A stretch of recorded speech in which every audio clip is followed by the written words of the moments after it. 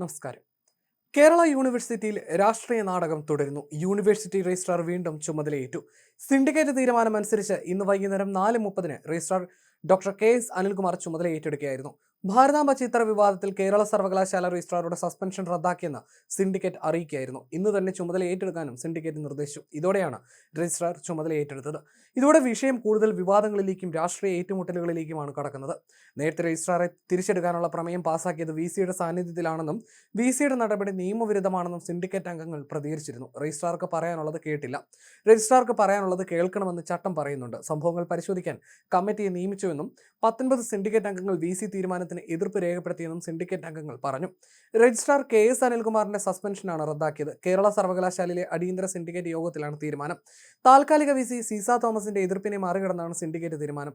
VC-യുടെ വിയോജിപ്പ് സിൻഡിക്കേറ്റ് തള്ളുകയും ചെയ്തു. എന്നാൽ യോഗം പിരിച്ചുവിട്ടതിന് ശേഷമുള്ള തീരുമാനത്തിന് നിയമസാധ്യതയില്ലെന്നും സസ്പെൻഷൻ അതേ രീതിയിൽ നിലനിൽക്കുമെന്നും താൽക്കാലിക വൈസ് ചാൻസലർ ഡോക്ടർ സീസ തോമസ് പറഞ്ഞു. താൻ വിളിച്ച യോഗം അവസാനിപ്പിച്ചതാണ്, അതിനുശേഷം നടന്നത് കുശലാന്വേഷണമാണെന്നും സസ്പെൻഷൻ നടപടിയിൽ ചർച്ച അജണ്ടയിൽ ഇല്ലാത്ത വിഷയമാണെന്നും സീസ തോമസ് കൂട്ടിച്ചേർത്തു. എന്നാൽ ഈ വാദങ്ങളെല്ലാം തള്ളിക്കൊണ്ടാണ് സിൻഡിക്കേറ്റ് രജിസ്ട്രാറെ തിരികെ എടുത്തുവെന്ന് അറിയിച്ചത്. ഇപ്പോഴത്തെ പശ്ചാത്തലത്തിൽ കേരള ഹൈക്കോടതിയിൽ നാളെ സസ്പെൻഷൻ പിൻവലിച്ചെന്ന തീരുമാനം സിൻഡിക്കേറ്റ് അറിയിക്കും.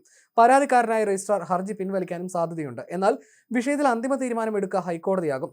VC സീസ തോമസ് രജിസ്ട്രാറെ തിരികെ എടുത്തില്ലെന്ന് സത്യവാങ്മൂലം സമർപ്പിക്കാനാണ് സാധ്യത. കേരള യൂണിവേഴ്സിറ്റി രജിസ്ട്രാറുടെ സസ്പെൻഷൻ റദ്ദാക്കിയ നടപടിയെ ശരിവെച്ച് ഉന്നത വിദ്യാഭ്യാസ മന്ത്രി R ബിന്ദുവും രംഗത്ത് വന്നിരുന്നു. രജിസ്ട്രാർക്കെതിരായ അച്ചടക്ക നടപടി സ്വീകരിക്കാൻ VC-ക്ക് അധികാരമില്ലെന്ന് ഉന്നത വിദ്യാഭ്യാസ മന്ത്രി വ്യക്തമാക്കി. തീരുമാനമെടുക്കാൻ സിൻഡിക്കേറ്റിന് അധികാരമുണ്ട്. അതുപ്രകാരമാണ് ഇപ്പോൾ സസ്പെൻഷൻ റദ്ദാക്കിയത്. സിൻഡിക്കേറ്റ് യോഗം വിളിച്ചു ചേർക്കാൻ അംഗങ്ങൾ ആവശ്യപ്പെട്ടതിനെ തുടർന്നാണ് VC സിൻഡിക്കേറ്റ് വിളിച്ചു ചേർത്തത്.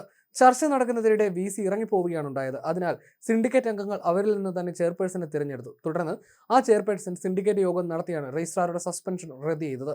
അതാണ് നിയമപരമായി നടപടിയായി നിൽക്കേണ്ടത്. രജിസ്ട്രാറെ സസ്പെൻഡ് ചെയ്തുകൊണ്ട് VC നടത്തിയ നടപടി നിയമവിരുദ്ധമാണെന്ന് അന്ന് തന്നെ പറഞ്ഞിരുന്നു.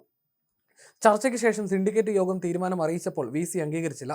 പ്രമേയം വായിക്കുമ്പോൾ VC ഉണ്ടായിരുന്നു. 18 അംഗങ്ങളുടെ പിന്തുണയും ലഭിച്ചുവെന്നും മന്ത്രി വ്യക്തമാക്കി. കാവി പതാക പിടിച്ച RSS അമ്പയെ ഭാരതാംബയാക്കി മാറ്റാനുള്ള സംഘടിത പരിശ്രമമാണ് ഇപ്പോൾ നടക്കുന്നത്.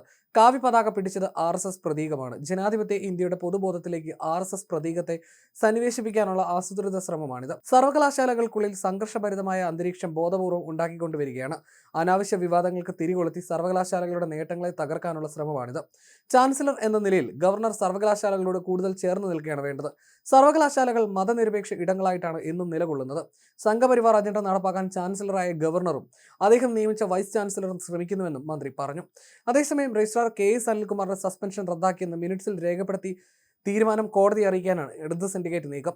സീനിയർ അംഗം പ്രൊഫസർ രാധാമണിയുടെ അധ്യക്ഷതയിൽ യോഗം ചേർന്നാണ് ഇടതംഗങ്ങൾ നടപടികൾ പൂർത്തിയാക്കിയത്.